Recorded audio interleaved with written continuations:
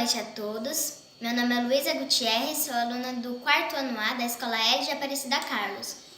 No Conexão Repórter de hoje, vamos falar de um assunto bastante interessante referente à escola de antigamente.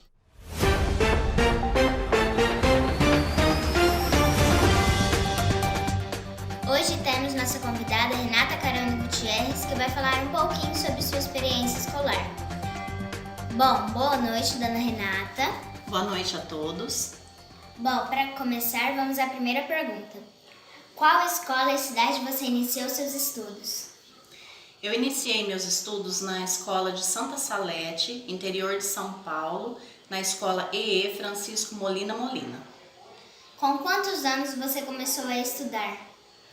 Naquela época a gente começava a estudar dos 6 aos 7 anos, então a gente iniciava pré-escola com 6 ou 7 anos de idade. Não é como hoje, que tem jardim, maternal, pré-1 e pré-2, né? Antigamente era 6 ou 7 anos de idade. Como eram algumas regras da sua escola? Na minha escola tinha muitas regras, né? Por exemplo, o aluno não poderia chegar atrasado se não fosse algo assim referente à saúde, né? Se chegasse atrasado na escola, os pais teriam que levar de volta a criança porque a escola não aceitava que entrasse novamente. Se chegasse sem uniforme, depois que fosse decretado que era para ter uso de uniforme, a criança também não entrava na sala de aula. Questão da limpeza. Era muito assim regrado. Se o funcionário da escola limpasse a sala de aula, ou o pátio, ou o quintal da escola e a gente sujasse, provavelmente a gente teria que pegar uma vassoura e limpar novamente, né? Questão da fila também. A fila era muito bem organizada. Não entrava na sala de aula sem formar fila, não ia para o pátio da merenda sem formar fila, então eram regras bem rígidas mesmo. Você se lembra desses professores? Sim, me lembro de todos os meus professores, cada um deles, embora alguns já tenham ido, né, partido, mas outros eu me lembro perfeitamente, todos. Conta uma experiência que marcou sua vida na escola. Tem uma experiência que marcou muito a minha vida na escola que eu nunca vou me esquecer. Eu me lembro que meus pais não tinham condições de comprar meu material escolar. Então eu estava passando da 2ª série, como falava antigamente, para a 3ª série. Estava no meio do ano mais ou menos. E eu me lembro que a minha mãe chegou em mim e falou assim: Renata, nós não vamos poder deixar você continuar seus estudos porque nós não temos condições de comprar o seu material escolar para o próximo ano. Então você vai terminar esse e depois acabou. Eu me lembro que eu fiquei muito chateada com a situação, que eu queria continuar a estudar. Na época não tinha esse negócio da criança ganhar o kit escolar na escola, cada um tinha que comprar material com o seu próprio recurso. E eu fui no outro dia para a sala de aula muito chateada, né, com a situação. Aí eu me lembro de uma professora, dona Neuza Darme, né, que é moradora de Urânia até hoje, e ela chegou em mim, ela me viu bem tristinha e conversou comigo. Eu falava bem pouco, mas eu contei a minha história para ela, ela se comoveu e falou: Renata, se você caprichar bem nos seus caderninhos, fazer tudo certinho, eu vou trocar os seus caderninhos velhos por material novo para o próximo ano. E assim foi feito. Ela pediu ajuda de mais alguém, eu não me lembro quem, e assim foi feito. Eu troquei o meu material todo usado do ano por material novo para o próximo ano. E foi muito bom, porque eu continuei estudando, fui muito bem incentivada e não tive que sair da escola antes do tempo. Eu nunca me esqueço dessa experiência. Naquela época existiu o problema de bullying nas escolas? Sim, o problema de bullying acho que sempre existiu, né? Não é como hoje, mas antigamente era assim: se era gordo, tinha apelido, se era magro, tinha apelido. Porém, aquela confusão se resolvia ali mesmo, entre os alunos, né? Acontecia assim, de brigar, assim, mas depois estava tudo certo. Não é como hoje que o bullying ele atinge assim, tanto a criança como o adolescente com depressão, né? Porque acaba contraindo uma depressão se ele for muito falado. Então, antigamente tinha o bullying, mas não tinha essa proporção que ele tem hoje em dia. Como eram feitos os trabalhos escolares dentro e fora da escola? Os trabalhos escolares, tanto dentro como fora da escola, eram feitos assim, a partir de pesquisas, né?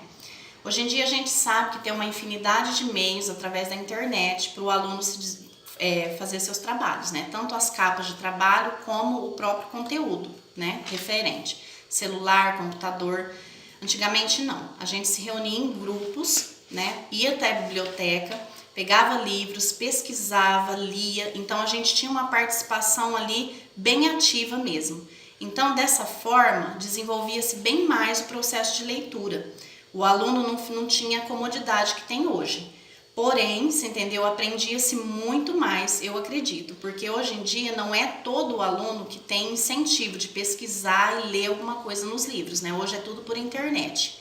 Então, antigamente o trabalho era assim, feito através de pesquisas e livros.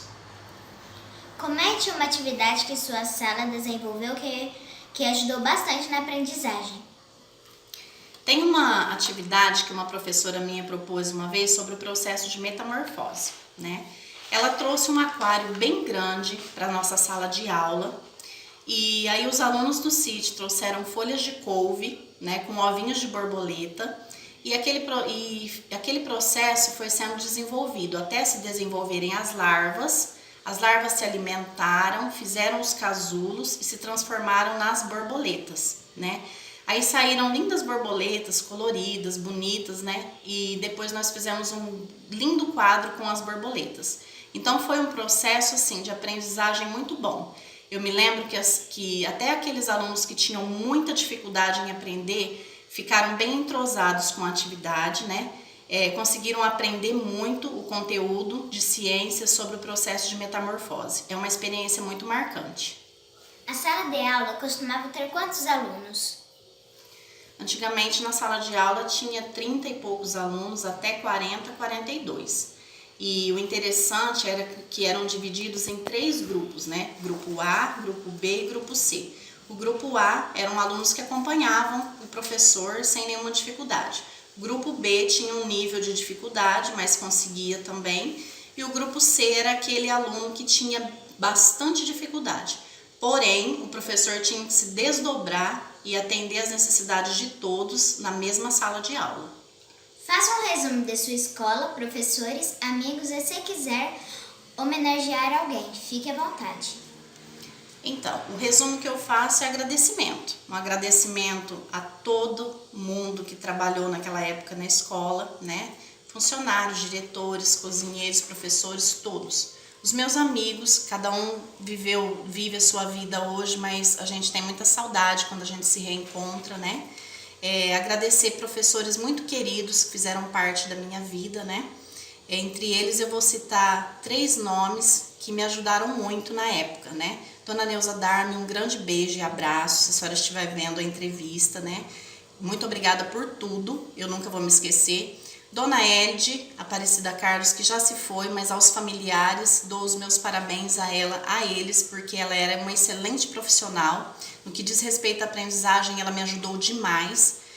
Obrigada também para a Dona Karime Abes Pacheco, que ela foi minha professora do ginásio em Santa Salete, era uma professora de português excelente, nenhum aluno saía sem aprender com ela. Então, agradeço todos os meus professores, diretores, a Dona Mercedes também, que já se foi, mas aos familiares também, meus parabéns por ela, porque ela era muito boa como diretora, e agradecimentos a todos, porque cada um deles fica marcado na nossa história, mas cada um deles também é usado para ajudar um determinado aluno. Então foi essa a minha experiência. Agradecer a todos que estão vendo essa entrevista e dizer que a gente sempre tem que ter esperança no que a gente for fazer. Muito obrigada a todos. Muito obrigada a todos, a você, Dona Renata, e uma boa noite. Aqui, Luísa Gutierrez, e esse foi o Conexão Repórter de hoje. Deus abençoe a todos.